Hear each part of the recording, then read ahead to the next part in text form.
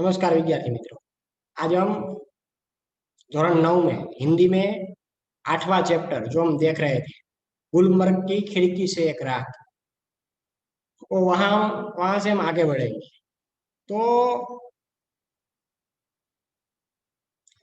हम जो ये गुलमर्ग की खिड़की से एक रात जो हम देख रहे थे, उसमें हमने लास्ट में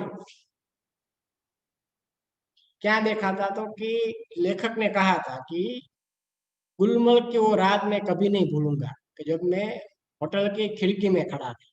पहले हम इनके बारे में थोड़ा जान लेते हैं। इनके लेखक का नाम है मोहन राकेश।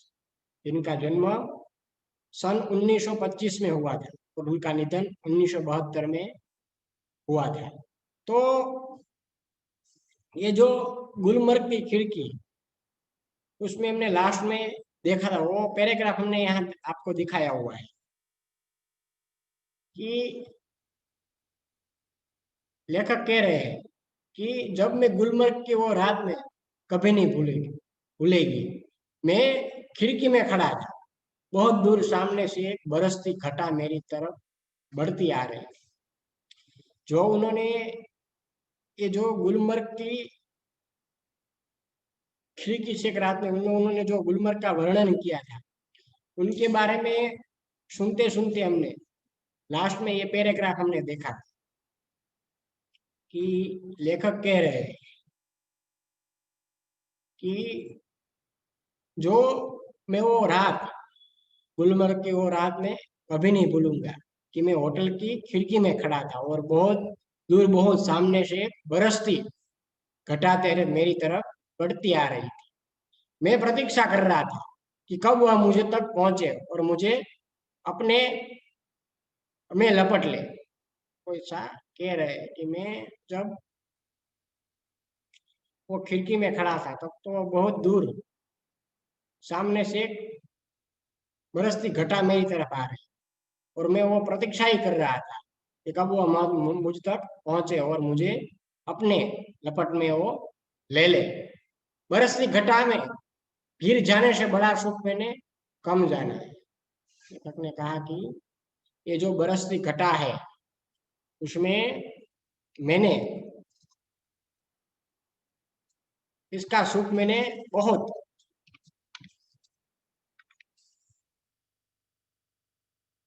कम जाना है।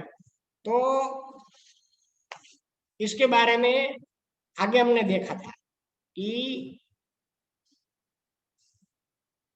घटा ऊपर से गिर जाए और व्यक्ति को छोटा करके उस पर छा जाए, यह इसलिए अलग स्थिति है।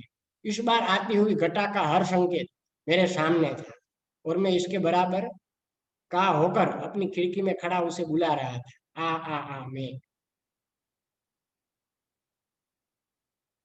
तो लेखक ने कहा कि जब वो मेरे तरफ आ रही थी, तो मैं इसका ऐसा सुख मैंने बहुत कम जाना है। और घटा ऊपर से गिर जाए तो व्यक्ति छोटा करके उसके ऊपर छा जाती है, यह इससे अलग स्थिति है। इस बार जो अभी आ रही है, वो इससे अलग स्थिति है। इस बार जो आती हुई घटा हो, हर संकेत मेरे तरफ था, मेरे सामने था। और वैसे लेखक कह रहे कि मैं भी उसके बराबर होकर अपनी खिड़की में खड़ा उसे बुला रहा था कि आ मैं तुझको कमजोर नहीं हूं, तुझसे कमजोर नहीं हूं। हवा तेज थी मगर घटा तेजी से नहीं बढ़ रही थी। लेखक ने कहा कि मैं तुझसे कमजोर नहीं हूं। हवा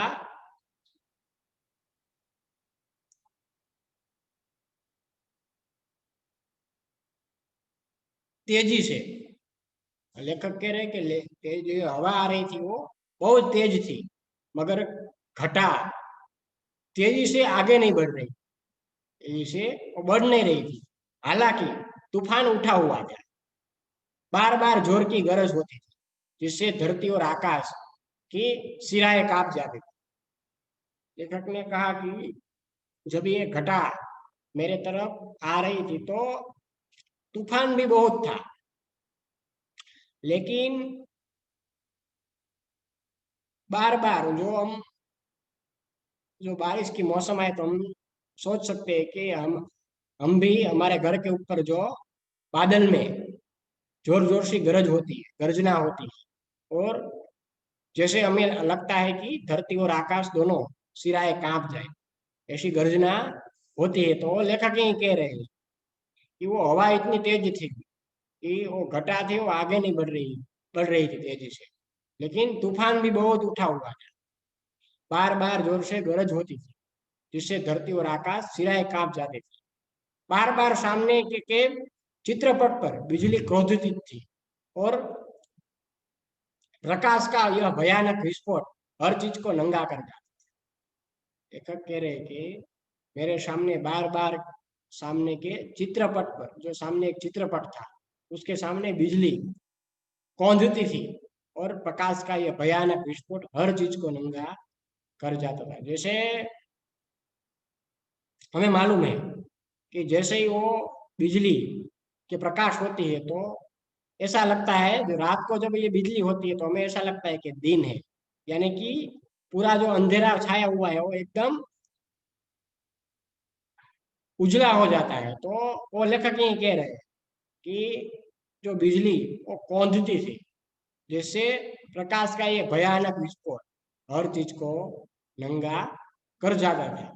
मैं खुश था कि मेरी कि थोड़ी देर में ये बूंदे मेरे ऊपर बरसेगी, बिजली का हर कहर मेरे ऊपर टूटेगा। मैं बाहें फैलाकर सामने से उसे अपने ऊपर लेने के लिए तैयार था। ये जो लेखक को ये मौसम था वो बहुत इतना अच्छा लगता था कि वो लेखक कह रहे कि मैं एकदम खुश था कि थोड़ी देर में ही बारिश होने वाली थी, और थोड़ी देर में ये बूंदे, बारिश की बूंदे मेरे ऊपर बरसेगी, और जो बिजलियों का कहर, जो अभी बिजलियां गर्जना कर रही है, कौंधती है, वो मेरे ऊपर टूटेगी, और मैं भी बाहें फैलाकर उसके सामने उसे अपने ऊपर लेने के लिए भी मैं तैयार ही था। मगर अचानक हवा रुक गई। लेखक कह रहे हैं कि मैं ऐसा सोच ही रहा था कि ये बूंदे मेरे पर बरसे और बिजलियां कहर बनकर मेरे पर टूट पड़े, और मैं उसे बाहें फैलाकर उसके सामने उसे अपने ऊपर लेने के लिए भी मैं तैयार रहूं। लेकिन मैं ये सोच ही रहा, तभी अचानक बारिश, अचानक ये हवा जो आ रही थी बहुत तेजी से, जो वो अचानक हवा रुक गई।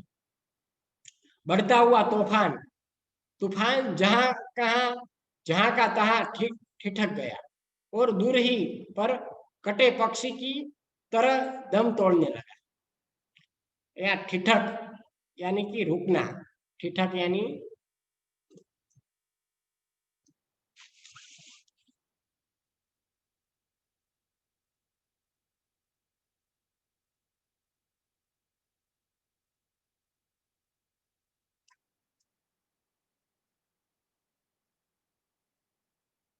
ठिठकना, यानी कि रुकना।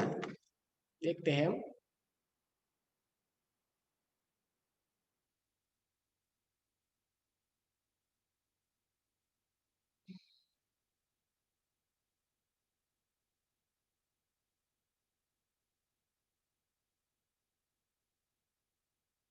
ठिठकना यानी रुकना।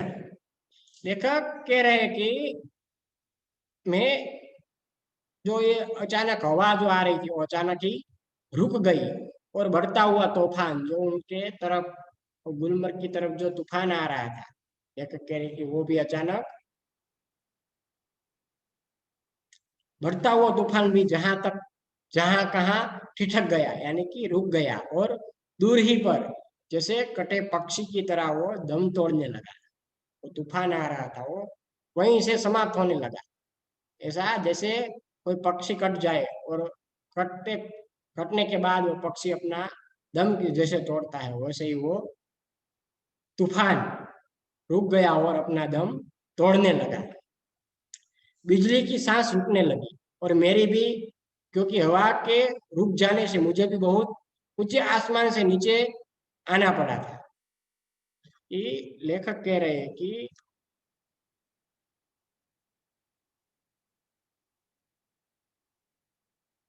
यहाँ दम, दम तोड़ना यानी कि मर जाना। यहाँ हमारे सामने एक शब्द आता है, दम तोड़ना।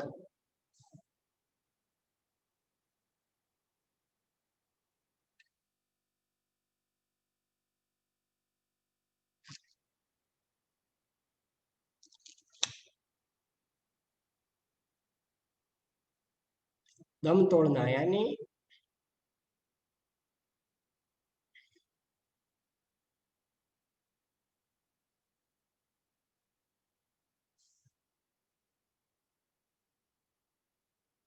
मर जाना।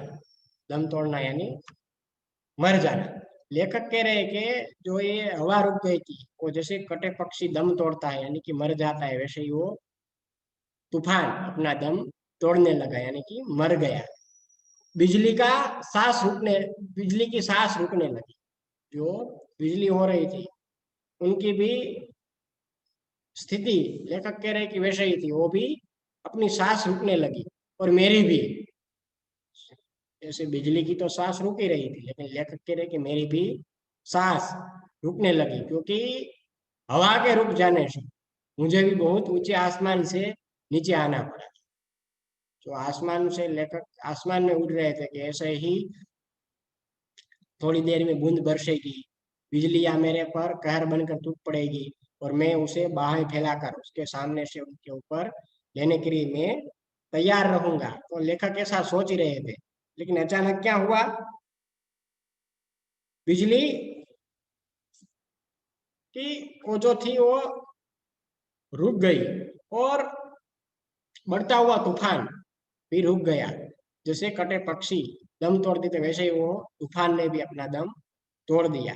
और लेखक कह रहे हैं कि बिजली की सांसें भी रुकने लगी, और मेरे भी, क्योंकि मैं भी, लेखक कह रहे हैं कि उन्हें रुक जाने से मैं भी बहुत ऊंचे आसमान से नीचे पड़ा।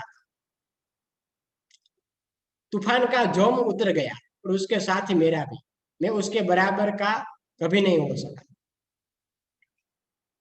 तूफान का जोम यानी कि जोर, जोम यानी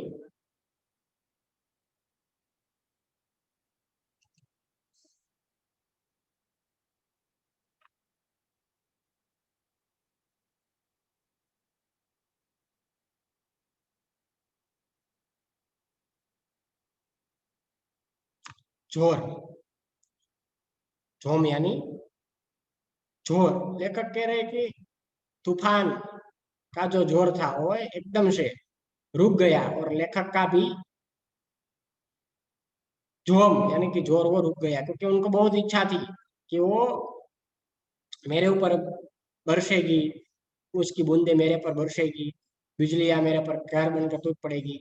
लेकिन ऐसा कुछ हुआ नहीं, इसलिए वो कह रहे हैं कि तूफान का जो जुम था उतर गया, और मेरा भी, मैं उसके बराबर में कभी नहीं हो सका। आगे देखते हैं।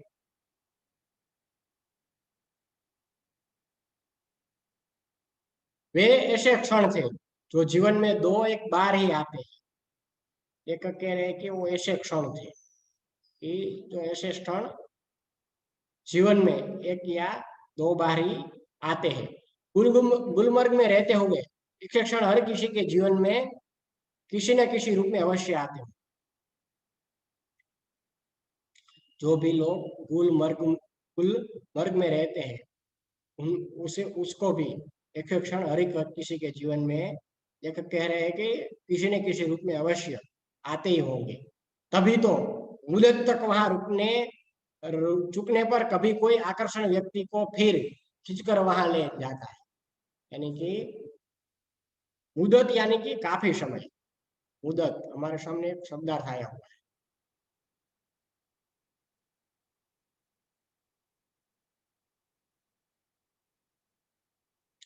मुदत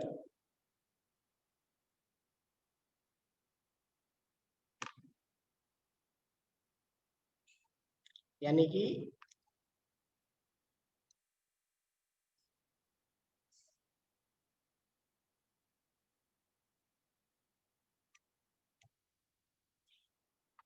काफी समय। मुदत यानी काफी समय। लेखक कह रहे हैं कि ये जो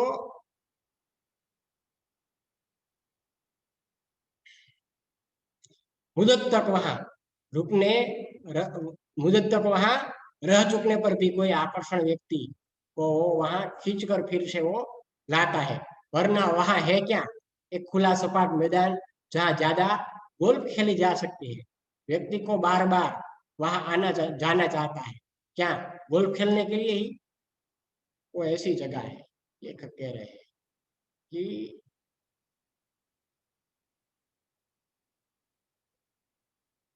जैसे ही वो वहां किसी की मुदत तक वहां चुकने पर कोई ऐसा वहां आकर्षण था वो व्यक्ति, वो आकर्षण व्यक्ति को खींचकर वो वहां ले आता है गुलमर्ग।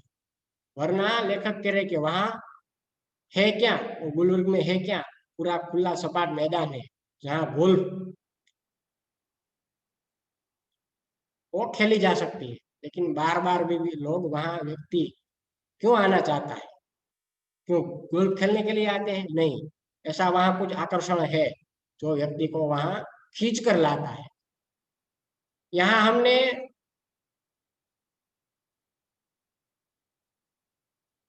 एक गुलमर्ग की खिड़की के से एक रात, वो यहाँ चैप्टर, वो गद्य हमने यहाँ पूर्ण किया। अब आपको होमवर्क में क्या करना है, इसका शब्दार्थ पूरा आपको लिखना है और होमवर्क आपको दिया जाएगा। तो आपको होमवर्क, अभ्यास और स्वाध्याय के प्रश्न भी आप लोगों को लिखने हैं। और जो प्रश्नोत्तर है वो आपको अपनी फेयरबुक में शब्दार्थ भी लिखने हैं और अभ्यास स्वाध्याय के भी प्रश्न आप लोगों को उसमें लिखना है। यहाँ हमने ये 8वां चैप्टर गुलमर्ग की खिड़की से एक रात, वो हमने यहाँ पूर्ण किया। अब हम थोड़ा आगे बढ़ते हैं। 9वां चैप्टर है निर्भय बनो। 9वें चैप्टर का नाम है निर्भय बनो। ये जो 9वां चैप्टर है, पहले इनके बारे में थोड़ा हम जान लेते हैं, इनके लेखक के बारे में हम जान लेते हैं। देखते हैं पहले।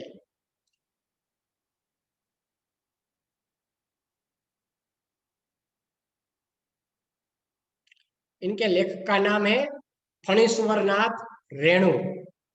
लेखक का नाम है फणीश्वरनाथ रेणु, जिनका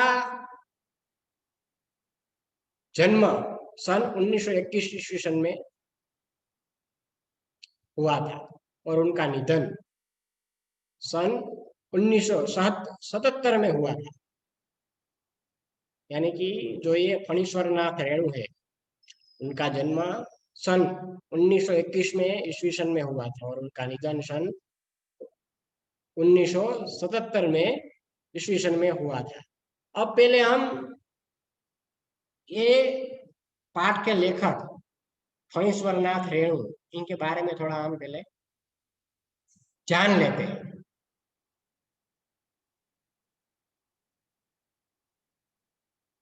प्रसिद्ध आंचलिक कथाकार रेणु का जन्म बिहार के पूर्णिया जिले के आरोही हिंगना नामक गांव में हुआ था। ये जो फणीश्वरनाथ रेणु थे वो आंचलिक कथाकार थे। आंचलिक कथाकार जिनकी जन्म वर्तमान बिहार के पूर्णिया जिले के ओराही यानी कि हिंगना नामक गांव में हुआ था। ये जो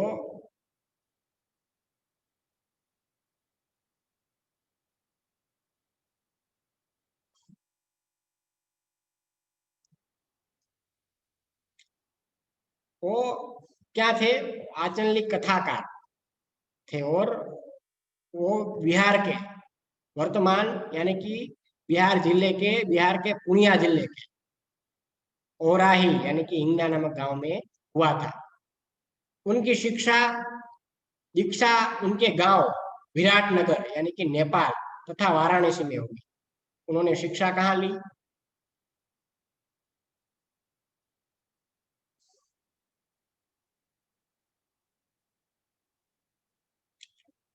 उनके गांव यानी कि विराटनगर जो नेपाल में आया हुआ है तथा वाराणसी में, उसके बाद वाराणसी में उनमें उनकी शिक्षा हुई। इन्होंने उन्होंने भारत तथा नेपाल के स्वाधीनता आंदोलन में सक्रिय भाग लिया तथा कारावास भी होगा। ये जो फणीश्वर नाथ रेणु थे उन्होंने भारत और नेपाल के स्वाधीनता का जो आंदोलन हुआ था उसमें भी वो सक्रिय उन्होंने भाग लिया था और कारावास भी उन्होंने भोगा था। तो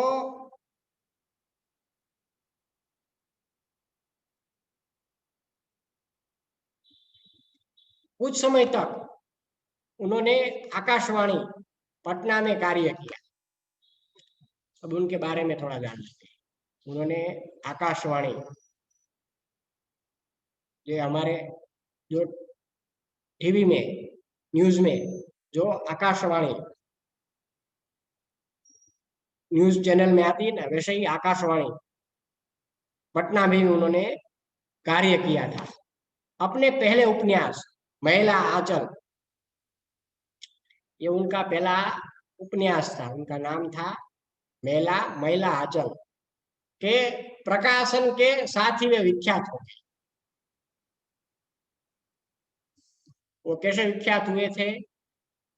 तो उनका पहला उपन्यास था जिनका नाम था महिला आंचल, वो प्रकाशन में आते ही वो पूरी तरह विख्यात हो चुके थे।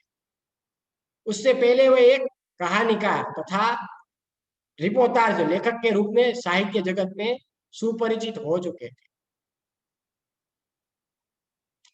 ऐसा नहीं है कि वो जो उपन्यास मेरा मेला आंचल वो रिलीज जो उन्होंने प्रकाशन किया उसके बाद वो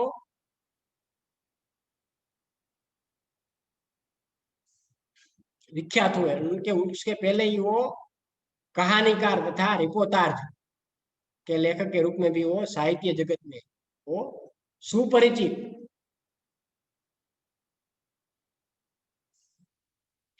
वो हो चुके थे।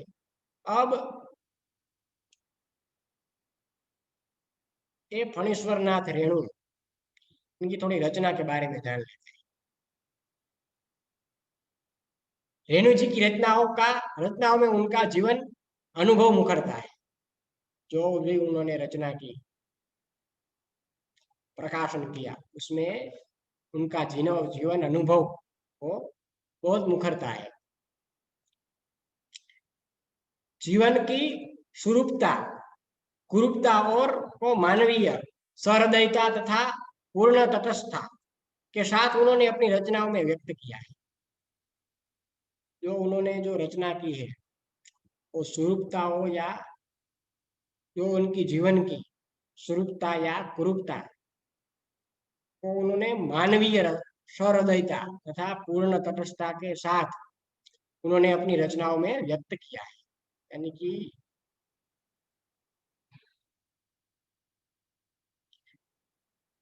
जो उन्होंने रचना की है उसमें पहले तो उनका जीवन अनुभव इसमें मुखरता है, जिन उन्होंने रचना की उसमें, और बाद में उनके जीवन की स्वरूपता और कुरूपता और मानवीय सहृदयता तथा पूर्ण तटस्थता के साथ उन्होंने अपनी रचनाओं का भी रचनाओं में उन्होंने जो रचना जो भी उन्होंने रचना की उसमें वो व्यक्त किया है। उनकी भाषा में लोक बोलियों का शब्दों का ध्यान आकर्षक है।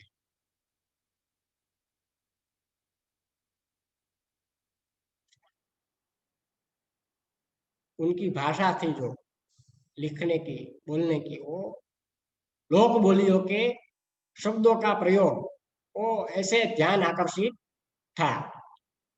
भाषा में ताजगी और नयापन है। उनकी भाषा थी वो कैसी थी? ताजगी वाली और नयापन, यानी कि कुछ नया लगे। वो एक ही शब्द उदाहरण देखते हैं कि वो एक भी शब्द यानी कि कोई भी शब्द वो बोले तो हमें क्या लगे, कुछ नया ही लगे। वो उसकी भाषा में ताजगी और नयापन थे। मेला आंचल, परती परिकथा, ये उनके रचनाओं के बारे में हम वहां थोड़ा टिक करते रहते हैं। मेला आंचल, परती परिकथा, जुलूस, पलटू बाबू, पलटू बाबू रोड, कितने चौराहे आदि उनके प्रमुख उपन्यास तथा ठुमरी, अग्निखोर,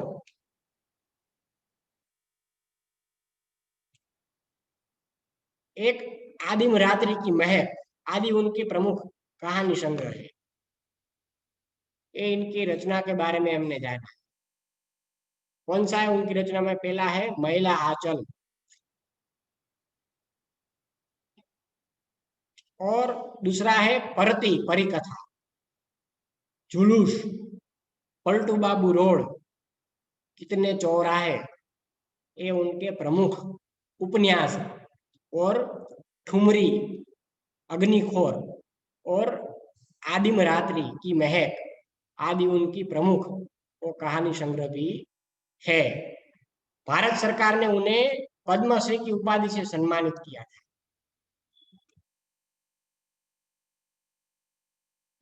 भारत सरकार द्वारा वो पद्मश्री से भी सम्मानित किए जा चुके थे। कौन? ये फणीश्वर नाथ रेणु, जो एक आंचलिक कथाकार थे, जिनके जन्म बिहार के पूर्णिया जिले के औराही यानी कि हिंगना नामक गांव में हुआ था। और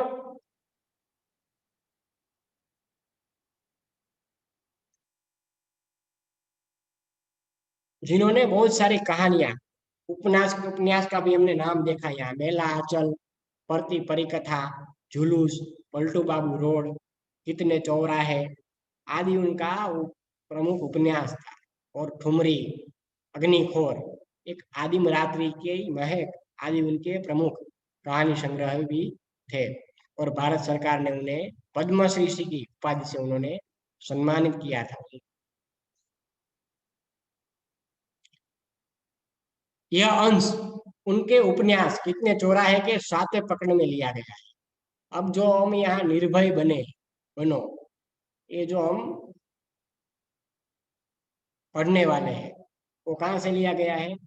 उनके उपन्यास कितने चौराहे, जो हमने ऊपर देखा था उपन्यास, मेला आंचल, भरती परिकथा, जुलूस, पलटू बाबू रोड, कितने चौराहे, जो उनके प्रमुख उपन्यास है, उनमें से ये कितने चौराहे, वो जो उनका प्रमुख उपन्यास, उनमें से ये निर्भय बनो, वो प्रकरण, वो 7वें प्रकरण में जो उनका उपन्यास है कितने चौराहे, उसमें जो 7वां प्रकरण है, उसमें से ये लिया गया है। प्रकरण 7वां प्रकरण में से वो लिया गया है। विद्यार्थी जीवन में ही मानवीय सामाजिक मूल्यों का प्रति कथानायक मनमोहन का कैसे झुकाव होता है, इस अंश में चित्रण है। यहाँ बताया कि विद्यार्थी जीवन में मानवीय एवं सामाजिक मूल्यों के प्रति जो कथानायक मनमोहन का कैसे झुकाव होता है, वो इस अंश में उसका चित्रण है। शिक्षक इस पाठ से निर्भयता के गुण का विकास करने का प्रयास करेगा, जो यहाँ बताया गया है। तो